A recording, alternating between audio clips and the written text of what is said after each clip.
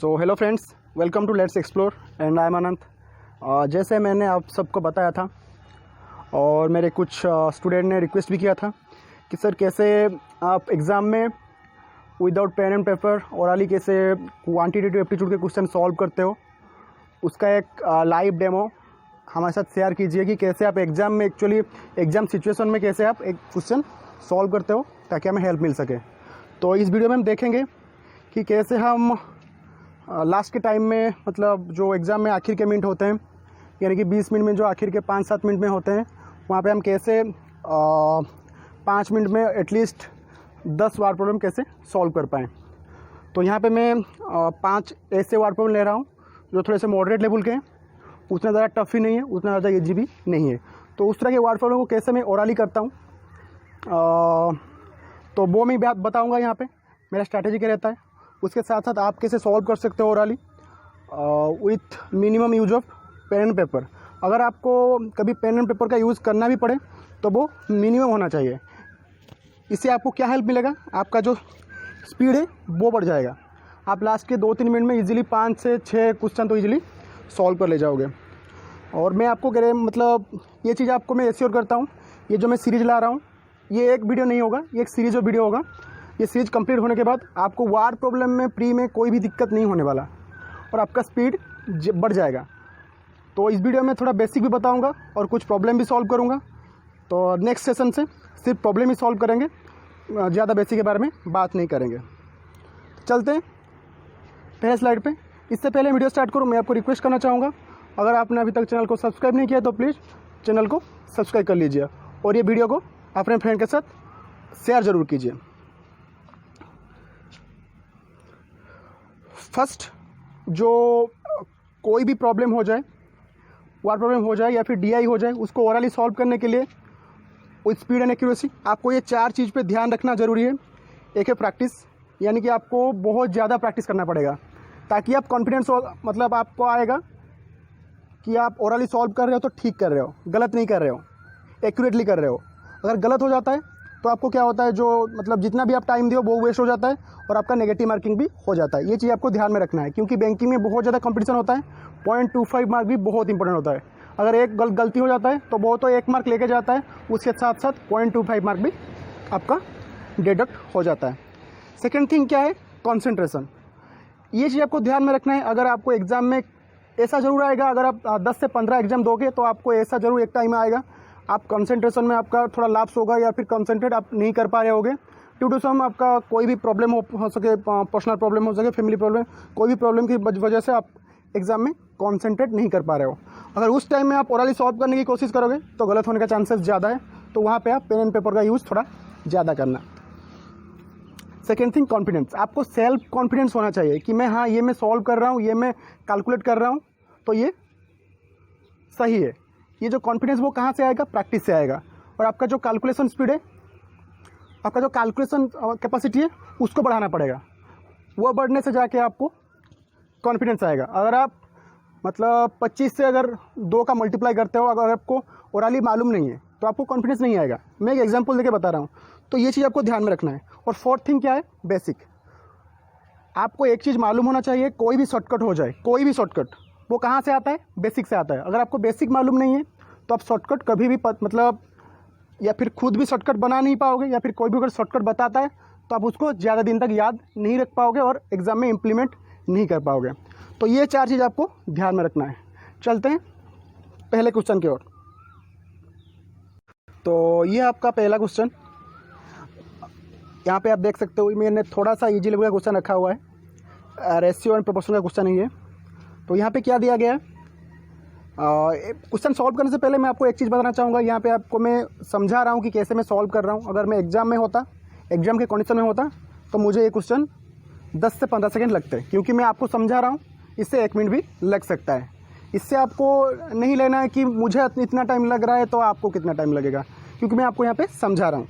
तो पहले समझ लेते हैं कि इसको हम कैसे करना है। इसको एक तरीके से हम कर सकते हैं, जो है आपका नॉर्मल मेथड, वहाँ पे जहाँ पे आपको एटलीस्ट 45 सेकंड टू 1 मिनट लग जाएगा। और एक है शॉर्टकट मेथड, शॉर्टकट नहीं, वही मतलब बेसिक से आया मेथड है, लेकिन वहाँ पे आप थोड़ा सा जल्दी कर पाओगे। तो यहाँ पे क्या दिया है, the sum of 3 number is 177. If the ratio of the first and second is 5:7 and that of the second is to third is 21:23, then the second number is. तो यहाँ पे क्या पूछा गया है कि 3 नंबर का जो है वो सम दे दिया गया है, रेशियो दे दिया गया है फर्स्ट एंड सेकंड का, उसके साथ साथ सेकंड एंड थर्ड का, और पूछा गया है जो सेकंड नंबर है वो कितना है.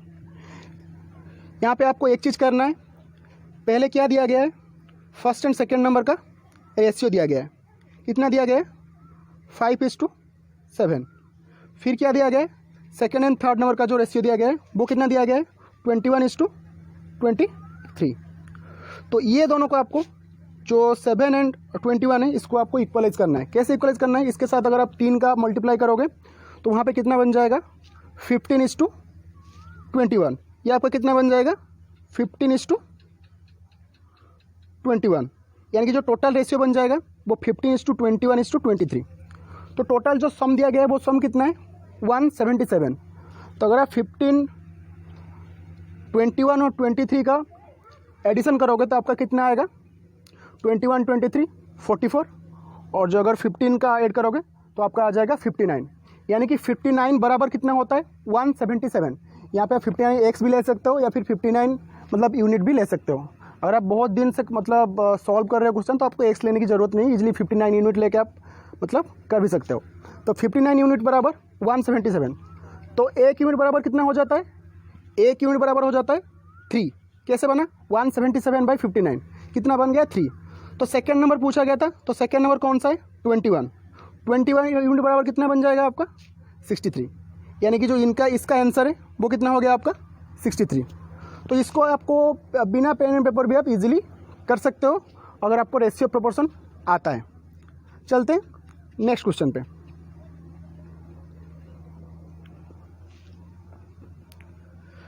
The cost price of 42 articles is the same as the selling price of,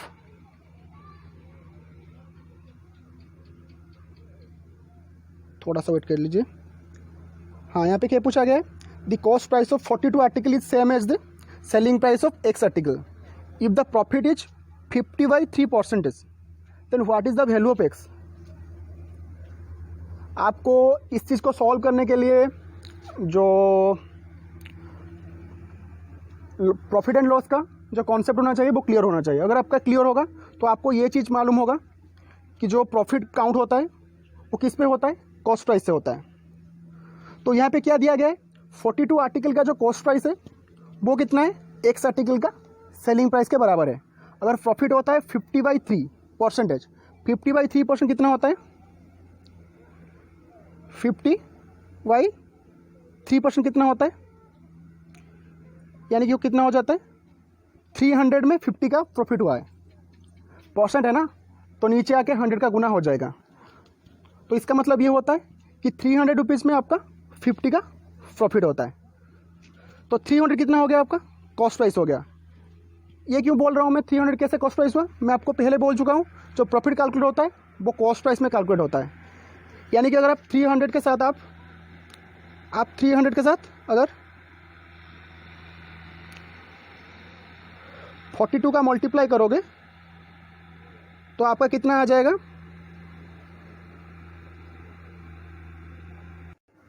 अगर आप 300 के साथ 42 का मल्टीप्लाई करते हो तो नीचे आपका कितना हो जाएगा 350 × एक्स. ये जो 350 कहाँ से आया, क्योंकि 50 रुपये का प्रॉफिट बन रहा है. कहाँ से बन रहा है, 300 में 50 का प्रॉफिट बन रहा है. तो इसको अगर आप काटते हो तो आपका बन जाएगा 50 से अगर काटते हो 300 को 6 आ जाता है, और इससे काटते हो 7 आ जाता है, और 7 को अगर इससे काटोगे तो आपका 6 आ जाएगा. यानी कि 6 × 6 कितना आपका आ जाए 36. तो इसका जो सही आंसर होगा आपका ऑप्शन नंबर डी, यानी कि आपका तो इसका जो सही आंसर होगा आपका ऑप्शन नंबर डी, यानी कि 36. चलते हैं नेक्स्ट क्वेश्चन पे. A can do a work in 15 days and B in 20 days. If they work together for X days and 5/12 of work is left, then find out the value of X. यानी कि वो कितने दिन काम किए थे. यहाँ पे क्या बोला गया कि वो दोनों X दिन काम किए थे, उसके बाद भी उनका 5/12 का रह गया। तो आई होप कि आपको एलसीएम वाला मेथड आता होगा। अगर आप वर्क एंड मतलब टाइम एंड वर्क सॉल्व कर रहे हो बहुत दिन से, आपको एलसीएम मेथड आता होगा। तो ए को कितना टाइम लगता है? 15 डेज। और बी को कितना टाइम लगता है? आपका 20 डेज। इनका जो अगर आप लोगे एलसीएम तो आपका कितना आ जाएगा? 60। जो टोटल वर्क हो गया 60। और इनका एफिशिएंसी कितना बन जाएगा? ए का 4 आ जाएगा और बी का आपका 3 आ जाएगा। यानी कि ये दो मिलके कितना काम करते हैं एक दिन में? 7 वर्क करते हैं। कैसे बना? 4 + 3 = 7। तो इसके बाद यहाँ पे क्या बोला गया है कि 5/12 वर्क इज लेफ्ट, यानी कि जो टोटल वर्क है, टोटल वर्क आपका कितना है? 60। 60 का 5/12 कितना बनता है? 12 × 5 = 60। तो टोटल जो काम बाकी है 5 × 5 25 वर्क बाकी है। तो अगर 25 वर्क बाकी है तो कितना वर्क किए उन दो लोगों ने? 35 वर्क वो दो लोग मिलके किए हुए हैं। कैसे निकला? जो 12 टोटल जो अगर वर्क को हम 12 पकड़ें, अगर 12 लेते हैं तो 5 वर्क बाकी है, यानी कि 25 वर्क बाकी है। इसको कैसे निकालोगे? 60 × 5/12 वर्क कर देते हो तो आपका निकल जाता है 25 वर्क इज लेफ्ट। तो अगर 25 वर्क रहता है तो 35 वर्क अभी कर लिए इन दोनों ने। तो इन दोनों का एफिशिएंसी कितना था? 4 + 3 यानी कि 7 था। अगर 7 इनका एफिशिएंसी था और उनको लगा उन दो लोगों ने 35 वर्क किए हैं, तो उनको कितना टाइम लगा? 35/7 = आपका 5, यानी कि इसका जो सही आंसर हो जाएगा 5 डेज। चलते हैं नेक्स्ट क्वेश्चन पे। ये एक अच्छा क्वेश्चन है। इसको मैंने यहाँ पे क्यों रखा हुआ है, इसको आप मतलब पूरा बिना पेन एंड पेपर के यूज़ किए हुए इसको आप इजीली कर सकोगे। मैं यहाँ पे पेन एंड पेपर यूज़ नहीं करूँगा, आपको लाइव डेमो दूंगा। वो पिछले 3 क्वेश्चन भी मैं इजीली पेन एंड पेपर के बिना कर सकता था, किया भी है। थोड़ा सा आपको पेन एंड पेपर यूज़ किया इसलिए आपको समझ में आया, इसलिए मैंने किया हुआ, नहीं तो मैं एग्ज़ाम में वहाँ पे पेन एंड पेपर यूज़ नहीं करता हूँ। तो यहाँ पे आप देखते हैं, अगर आप कंपाउंड इंटरेस्ट का जो बेसिक है उसको मालूम है तो कंपाउंड इंटरेस्ट कैसे कैलकुलेट होता है? एक तो फॉर्मूला है, आपको मालूम होगा, P × 100 + R/100 वो फार्मूला है। अगर आप फार्मूले से जाओगे तो आपको 1 से 1.5 मिनट लग जाएगा, 1.5 मिनट आपको लग जाएगा। अगर बेसिक मालूम है तो आप इजीली इसको 5 to 10 सेकंड में कर ले जाओगे। तो यहाँ पे क्या पूछा गया है? टोटल जो प्रिंसिपल दिया गया है वो कितना है? 50,000 और जो रेट ऑफ इंटरेस्ट है 9%। और टोटल जो अमाउंट मतलब इंटरेस्ट बना है, ये जो इंटरेस्ट बना है कितना बना है? 9,405। तो ये कितने साल में बना है, यानी कि टाइम पूछा गया है। तो अगर आप देखोगे कि जो 50,000 का 9% इंटरेस्ट में पहले साल कितना इंटरेस्ट आएगा? 450 आएगा। कैसे बना? 50,000 का 9% कितना होता है? सॉरी 4,500 कितना होता है आपका? 4,500। ये कौन से साल में आएगा? पहले साल में आएगा। दूसरे साल में कितना आएगा? दूसरे साल में फिर से 4,500 आएगा, जो है आपका 50,000 का इंटरेस्ट। क्योंकि ये कंपाउंड इंटरेस्ट है तो इंटरेस्ट पे भी इंटरेस्ट कैलकुलेट होगा। फिर जो आपका है 4500 यानी कि 4,500, उसका भी अगर आप 9% निकालोगे तो आपका कितना बन जाएगा वो? तो वो आपका बन जाएगा 405। तो जो टोटल हो गया आपका 4,500 + 4,500 + 405, तो टोटल जो इंटरेस्ट हो गया आपका 9,405। तो कितने साल में बना? 2 साल में। तो यहाँ पे आप हीट एंड ट्रायल में भी कर सकते हो। अगर आप देखोगे, अगर आप पूछोगे कि सर अगर हम हीट एंड ट्रायल में करते हैं तो अगर हम पहले ए ऑप्शन लेते हैं, फिर बी ऑप्शन लेते हैं, फिर सी ऑप्शन लेते हैं, फिर डी लेते हैं, फिर ई लेते हैं, तो हमको बहुत ज़्यादा टाइम लग जाएगा। थोड़ा सा अगर आपको प्रैक्टिस होना तो आपको मालूम पड़ जाएगा कि ए, बी और डी ही नहीं होगा। क्यों नहीं होगा? अगर आप पहले देख लोगे तो पहले साल का इंटरेस्ट बन रहा है 4,500, यानी कि आधा बन जा रहा है। आधा बन जा रहा है तो 3 साल तो नहीं होगा। 1 साल में अगर आधा बनता है तो 2 साल में आधे के पास मतलब आसपास बन जा रहा है। तो यहाँ पे अगर आप देखोगे एक बार तो आपको पता चल जाएगा कैसे आप ऑप्शन एलिमिनेट करके 2 को कॉन्फिडेंटली मार्क कर सकते हो। मार्क करने से पहले आपको एक बार कैलकुलेट कर लेना है। चलते हैं नेक्स्ट क्वेश्चन पे।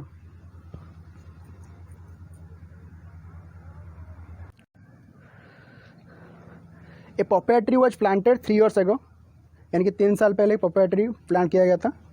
It increase the rate of 9.19%. I hope आपको percentage to fraction and fraction to percentage calculation मालूम है. मैंने पहले भी आपको जितने भी वीडियो बनाए हैं मैंने आपको बताया था कि ये चीज़ आपको मालूम होना चाहिए. ये आपका क्या करता है, कैलकुलेशन स्पीड को इंक्रीज़ करता है और DI और वार्ड प्रोब्लेम दोनों में आपको हेल्प करता है. तो 9.09% आपको फ्रैक्शन में कन्वर्ट करना है तो कितना बनता है, कितना बनता है आपका 1/11. अगर कैसे मतलब बना 9.09% 1/11, तो पिछले आप जाके मेरे पहले वीडियो देख सकते हैं वहाँ जहाँ पे मैंने परसेंटेज टू फ्रैक्शन कन्वर्जन बताया हुआ है. तो 9.09% बनता है 1/11, यानी कि हर एक साल वो 1/11 हिसाब से बनता है, बढ़ता है. अगर यहाँ से मैं देखूँ, यहाँ से ही मैं क्वेश्चन का आंसर सॉल्व कर सकता हूँ. अगर नॉन ऑफ दिस नहीं है तो यहाँ से मैं क्वेश्चन का आंसर दे सकता हूँ. कैसे दे सकता हूँ, यहाँ जो 5 ऑप्शन है उनमें से एक ही ऑप्शन है जो 1/11 यानी कि 11 से क्या होता है, डिवाइड होता है. वो है आपका ऑप्शन नंबर ई, यानी कि इसका जो आंसर होगा ऑप्शन नंबर ई होगा. लेकिन फिर भी हम देखेंगे कि कैसे हमें करना है. If at present the height of the tree is 1728 cm, then what was the height when the tree was planted. तो यहाँ पे आप देख सकते हो हर एक साल में अगर 1/11 के हिसाब से बढ़ता है तो आपको 11 से डिवाइड, मतलब ऐसे नंबर को आपको देखना है जो 11 से डिवाइड हो सके. तो पहले देख लेते हैं 1300, ये तो 11 से डिवाइड नहीं होता है. 1400 ये भी नहीं होगा. सी, अगर आप यहाँ पे देखोगे ये भी आपका ऑप्शन नंबर सी भी आपका एलिमेंट हो जाता है. ये 11 से डिवाइड नहीं हो रहा है. अगर आप देख लो एक बार, 11 × 1 2 रहता है, 11 × 2 5 रहता है, नहीं हो रहा है. फिर आपका ऑप्शन नंबर डी 11 × 1 3 रहता है, 11 × 3 33, फिर 3 रह जाता है. तो आपका जो होगा option number E. Cross check कर लेते हैं. पहले साल बढ़ता है कितना, अगर आप 11 से डिवाइड करोगे 1331 को तो आपका कितना बनता है,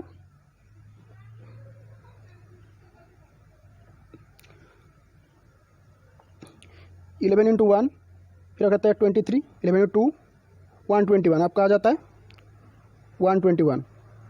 तो पहले साल कितना बढ़ेगा 121.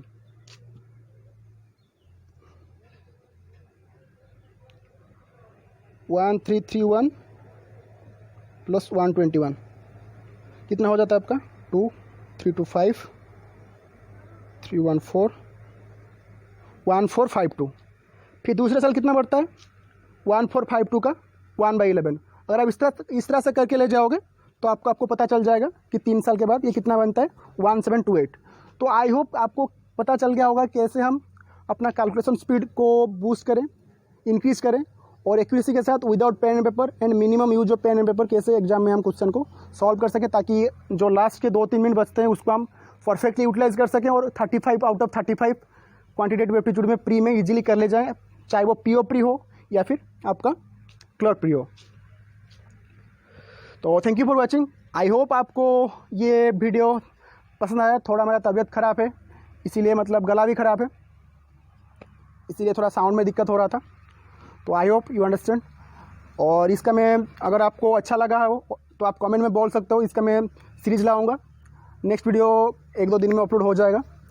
फिर रेगुलरली इसका हर दिन सुबह एक सीरीज़ का एक वीडियो लाता रहूँगा. तो कोई डाउट हो तो आप कमेंट में पूछ सकते हो. और ये वीडियो को अपने फ्रेंड के साथ हर एक ग्रुप में शेयर करना है ताकि मुझे भी थोड़ा मोटिवेशन मिले. और इंग्लिश का जो वीडियो मैं आपको बताया था वो भी कल या परसों तक आ जाएगा. थोड़ा सा टेक्निकल इशू था इसीलिए अपलोड नहीं हो पा रहा था. तो thank you for watching. Do subscribe and मिलते हैं नेक्स्ट वीडियो पे. Bye bye.